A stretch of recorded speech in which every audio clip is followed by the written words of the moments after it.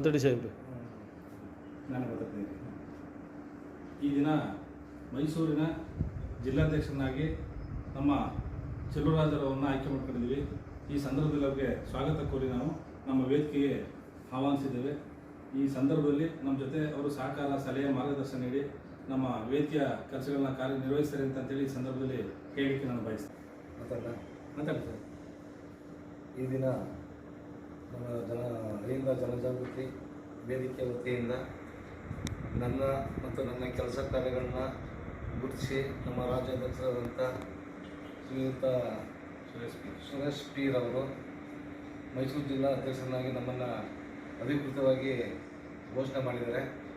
ನಾವು ಕಾಯ, ವಾಚ, ಮನಸ್ಸ ಈ ಒಂದು ಸಂಘಟನೆ ವಿಚಾರದಲ್ಲಿ ಸಂಘಟನೆ ಮಾಡಿ ನಾವು ಒಂದು ಏಮ್ ಇಟ್ಕೊಂಡಿದ್ದೀವಿ. ನಮ್ಮ ಒಂದು ಸಂಘನ ಒಂದು ಬೆಳವಣಿಗೆಗಳಿಗೆ ಈ ಸಂಘದ ವತಿಯಿಂದ ನಾವು ಮಾಡೋಂಥ ಒಂದು ಕೆಲಸ ಕಾರ್ಯಗಳಿಗೆ, ಒಂದು ಸಾಮಾಜಿಕ ಕೆಲಸ ಕಾರ್ಯಗಳಿಗೆ ನಾವು ಕಾಯ, ವಾಚ, ಮನಸ್ಸ ಮಾಡ್ತೀವಿ ಅಂತೇಳಿ ಈ ಸಂದರ್ಭದಲ್ಲಿ ಹೇಳಕ್ಕೆ ಬಯಸ್ತಾ ಇದ್ದೀವಿ. ಪ್ರಮಾಣ ಮಾಡ್ತೀವಿ.